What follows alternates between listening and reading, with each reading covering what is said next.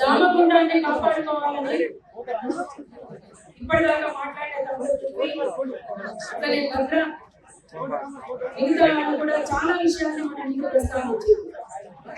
దీని గురించి చాలా సీరియస్ గా ఆలోచించాల్సినటువంటి అవసరం అయితే ఉన్నది.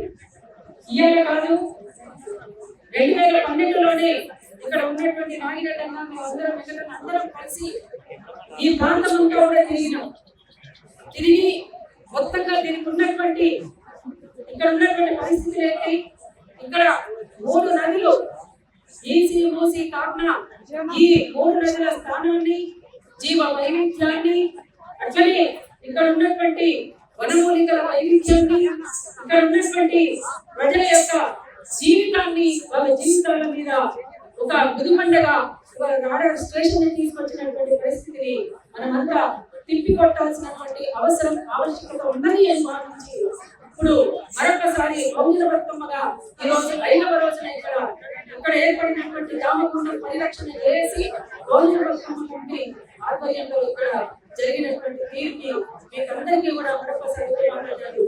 తులసి తను మాతో మాట్లాడుతూ అంటే దీనిపైన ఒక మాట మనం అందరం ఖచ్చితంగా ముందుకు తీసుకురావాలి అని తను మాట్లాడినప్పుడు అప్పటికప్పుడు ఈ ప్రాంతం అంతా తిరిగి మళ్ళీ ఆ పాటని మిత్ర మన ముందుకు తీసుకొస్తే ఆ పాటని ఇక్కడ ఇవాళ రిలీజ్ చేయడం అనేటువంటిది జరిగింది. అయితే మిత్రులారా, ఇవాళ ఎవరు మాట్లాడుకున్నా ఏది మాట్లాడుకున్నా ఈ దామగుండానికి ఉన్నటువంటి ప్రత్యేకతని దృష్టిలో ఉంచుకొని ఈ ప్రాంతాన్ని రక్షించుకోవాల్సినటువంటి అవసరం ఉంటుందని భావిస్తే అందరి అభిప్రాయంతో పాటు మా అభిప్రాయం కూడా.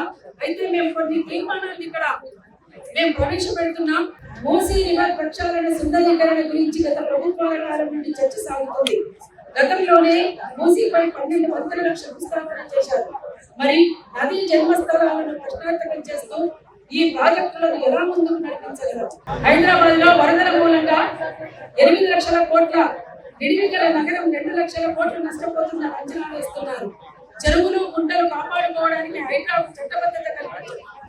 భౌగోళిక స్వరూపానికి భిన్నంగా గోదావరి నది పరివాహక ప్రాంతం నుండి హైదరాబాద్ కు మంచినీళ్లు అందించడం పట్ల ఏటా 10,000 కోట్లు ఖర్చు అవుతుందంటున్నారు. అందువల్ల ఎత్తిపోతలకు స్వస్తి పలకడానికి ఈసీ మూసీ నదులను, చెరువులను, గుంటలను కాపాడుకోవడానికి ప్రాధాన్యతనివ్వాలి.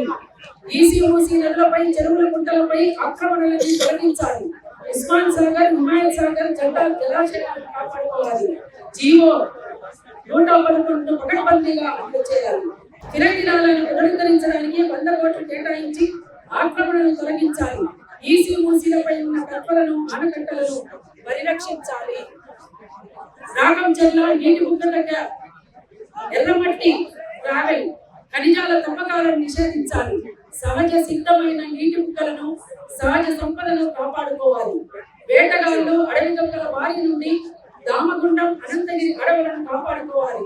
ఎలక్ట్రోమాగ్నెటిక్ తరంగాల ద్వారా లభించే రేడియేషన్ పై శాస్త్రజ్ఞులు, పర్యావరణవేత్తలతో స్పష్టతనివ్వాలి.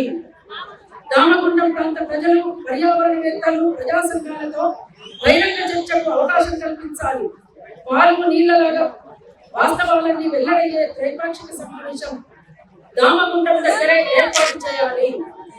స్వామీజీ లాంటి భక్తుల మనోభావాలను గౌరవించాలి. పర్యావరణం గురించి మాట్లాడడం దేశద్రోహం కాదని చాటి చెప్పాల్సినటువంటి అవసరం ఖచ్చితంగా ఉన్నది. ఈ దామగుండాన్ని రక్షించుకునేటువంటి వాళ్ళే నిజమైన దేశభక్తులు.